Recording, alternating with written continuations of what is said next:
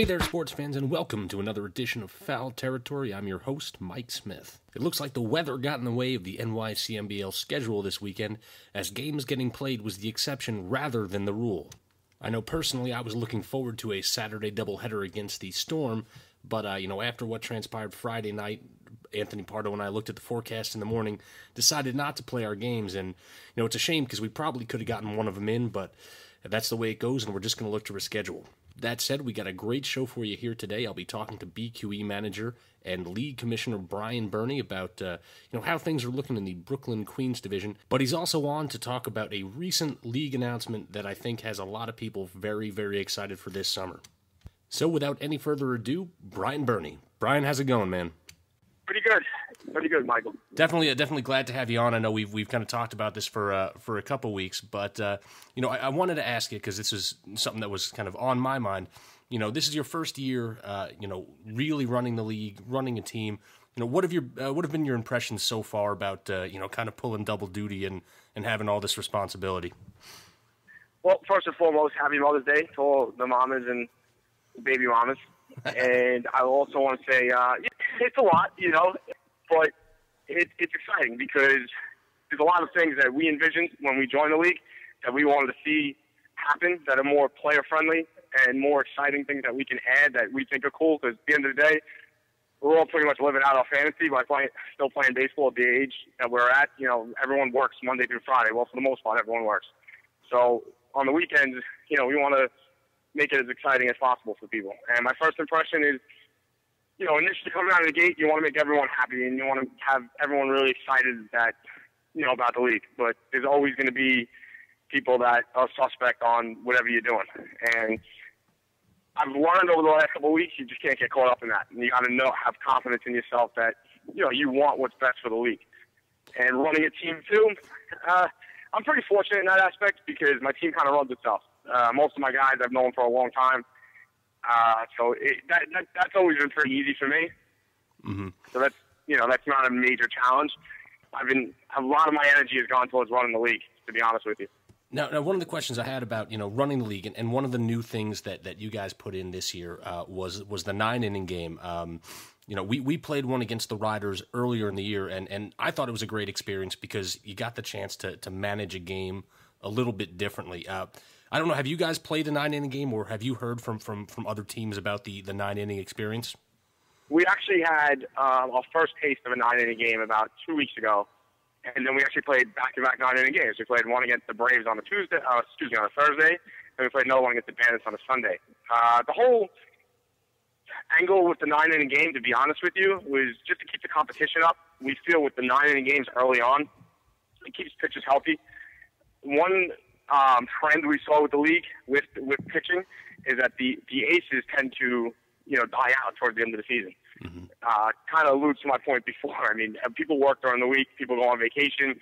We have regular lives Monday through Friday, and it's just natural that some of these big arms tend to fade away. And I think with the 9-inning game, hopefully with the 9-inning games, it allows people not to burn guys out. As a manager, the one little challenge I have, you drag everyone down to a field on a Sunday night, and the playing time distribution might be a little different with the 9-inning game, as opposed to knowing that you have that second game following where you can get guys in that can maybe play the first game. Gotcha. Now, one of the other things that the league announced this week is that the NYCMBL will be hosting its first ever tournament on 4th of July weekend. And in talking to you, I know that this is something that's been on your mind for a while. How did you first come up with the idea? What got you excited about putting on a tournament in our hometown? Yeah, last year I had a little bit more involvement. I got to know Joel a little better, and I just constantly asked him, how do we not have a tournament? We have 3 fields that are within, a bike ride away from each other between Taft, Randall's Island, and of course Clemente. And Clemente being as nice as it is, and Taft being kind of a Metro League staple. How do we not do a little in-house, competitive tournament? And, without getting into detail, obviously things got a little sloppy last year, and it just never came about. So now that I had full control with Matt, it's like, all right, well, I want to see this come to life. And prior to even knowing that we were going to take over the league, I had the opportunity to go to Florida in November to play in NAB's, their kind of staple tournament in Jupiter. And the president of NABA, actually, I got to know him a little bit, and he was like, I can't believe you guys don't do a tournament in New York City. And I was like, well, I'll see what we can do. And then, I don't know, I guess maybe 2 months later, Matt and I decided to acquire the league. My first phone call was to NABA. And I said, listen, we're going to do a tournament. I can't guarantee you when, but I'm going to make sure we do one. I was going to say, now you're looking at putting together a tournament in your first year in the league, which is a pretty big endeavor into itself. What other things, obviously the fields are in place, you got to get the teams, but, what other things have you been doing behind the scenes to kind of, enhance the tournament? I know that there's going to be some bad companies there, people selling concessions, what's that been like, putting all that together? Well, unfortunately, and I don't even say unfortunate, but you need support. You need people to get excited about it. And I know people have enough trouble getting their teams down just to play every weekend. So for them to now build a tournament team on the side is going to be a little bit more extra responsibility on certain managers' plates.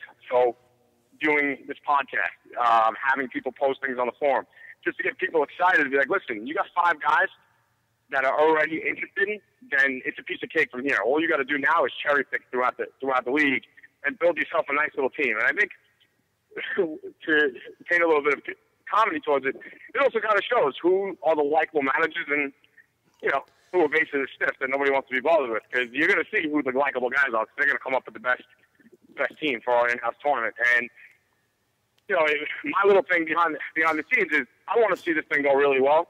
For one reason and one reason only. If this thing is successful, I can now go back to NAB and go, look, you asked me to start off slow in the year 1 of my tournament. Here I am. I had a great tournament. My PR guy posted fantastic pictures. We crowned the champion. The guys loved it. Now let me go national with it. Give me your NABA, flagship support that you give to Cooperstown, that you give to Florida, Vegas, all your other tournaments, and let's blow this thing out next year. Let's get teams from all different cities.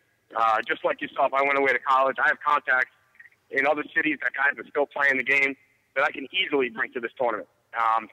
Per NABA's request, they asked us to start out a little slow, and then next year they'd be more than happy to support us because, New York City, Memorial Day weekend, 4th of July, Labor Day is a very heavy tourist time to come to New York. So why not put some baseball around it? Now, I know that this first year, while the aspirations are to kind of take this to the national level, this first year, as you said, it's going to be an in-house league. Managers kind of scrambling to fight over some of the top players in the league, which I think adds a great deal of fun to it. Put yourself in a manager's shoes here. Say you're going to the tournament with your core group of guys that are on the BQE. Give me a couple guys who you wouldn't mind cherry picking from other teams to to round out your club. Well, I didn't see this team yet, but there's a couple guys on the Baisley Pirates that I remember from last year. They had a leadoff hitter that, it seemed like if the guy got on first, he was eventually scoring in that inning. That guy, I don't know his name. I just remember playing against him, and he was a pain in the ass to play against.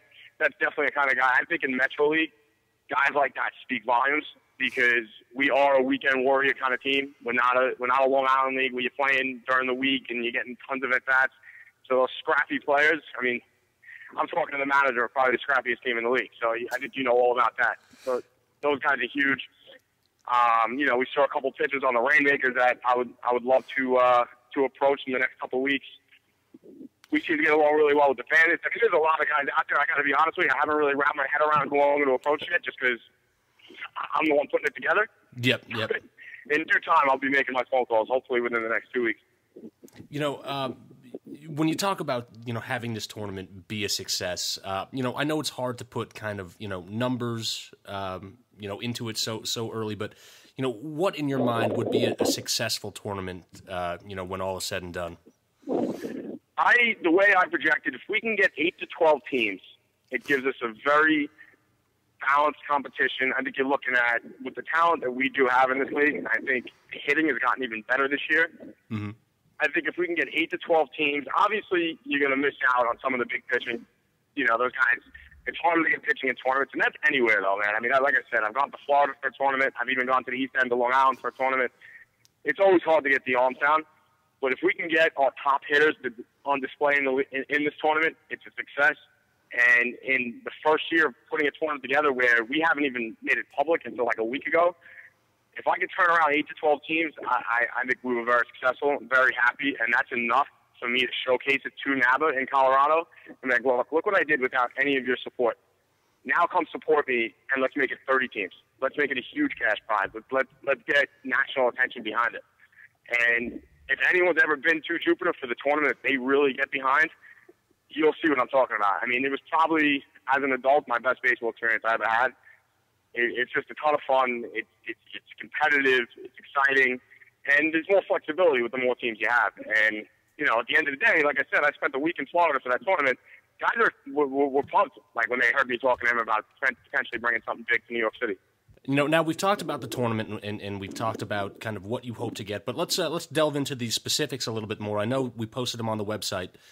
It looks like every team is, scheduled to play at least 3 7-inning games. Is that correct? Yes, guaranteed 3 7-inning games. And then based on the amount of teams we get, there'll be a seeded format from there. And then it'll be a single game elimination. So if you make the playoffs, you're guaranteed to play at least 4 7-inning games. Mm-hmm. And then at the end of the day, the crown champion can play anywhere from 5 to 6. It all depends on where you finish. If you finish first, you're going to get a bye. So therefore, you would play less games than everybody else. Gotcha. And what's the cost per team right now? The $1,100 prior to June 5th. Mm-hmm. And then if you pay between June 5th and June 20th, it goes up to $1,300. And, you know, to be very blunt, I mean, that's just encourage people to get in early. Because the earlier we get teams in, the easier it is to plan. You know, we want to give back as much as we got out of it. You know, whether it's a T-shirt, a nice trophy, an MVP trophy. When we have the amount of, the trophy and the MVP trophy is a given. The T-shirts are a given. But the more teams we have, the more we know, what we're capable of doing and what we're not. And the umpires doing this, it's going to be the AFU guys, the guys that we're used to seeing on a weekly basis. I had my first conversation about this after NABA gave the green light.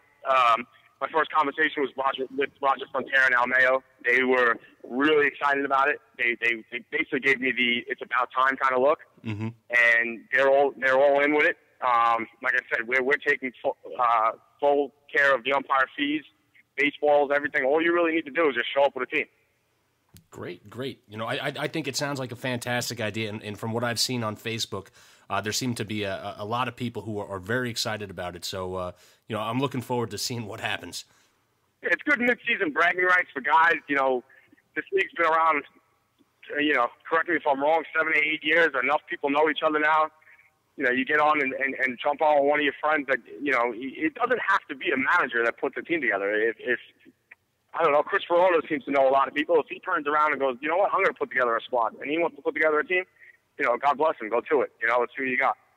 Well, I'm definitely looking forward to it. There was a couple other questions that guys had about the league, and I figured I'd ask you about one of them now.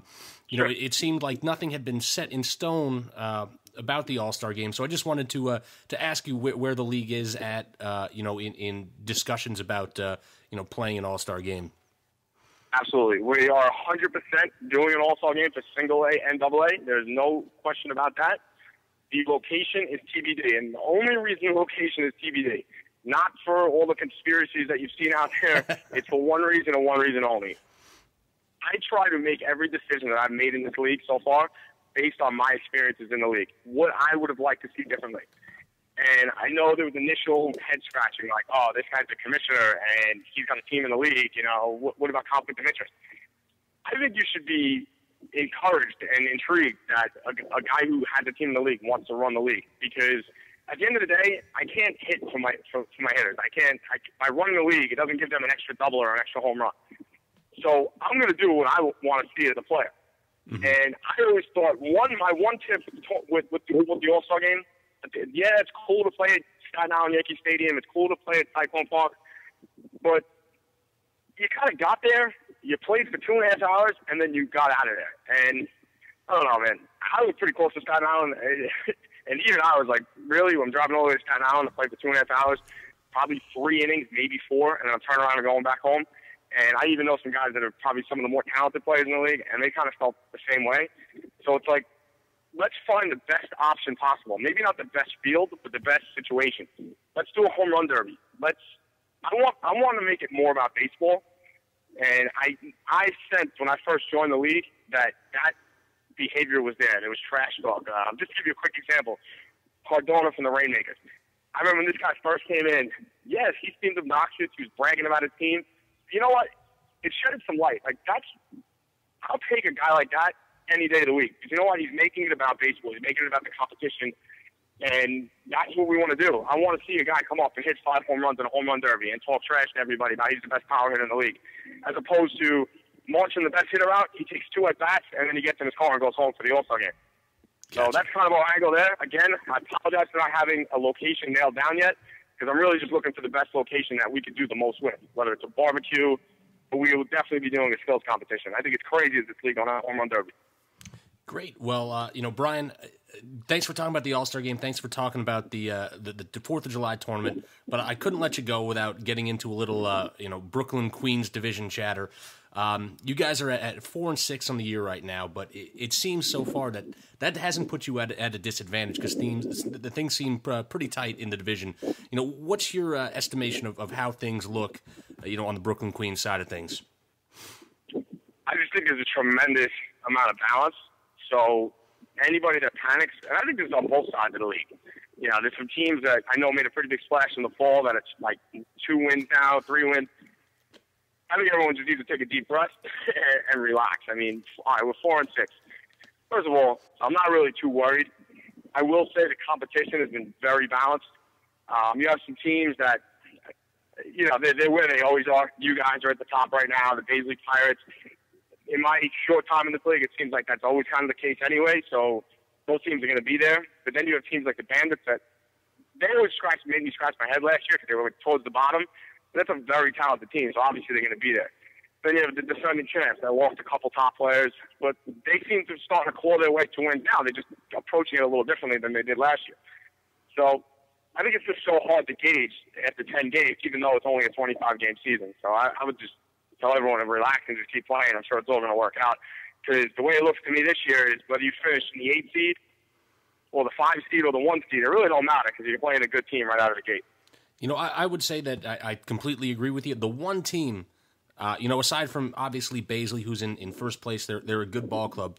But the one team that still kind of scares me, you mentioned it before, it's Antonio Cardona's Rainmakers. They're at 5-3 right now, and they really haven't been throwing their aces. So I think, once he puts those guys in the mix, that's going to be a much better ball club, and I think they're going to be pretty tough to beat. Yeah, no question. I mean, I've heard a lot of talk about those guys.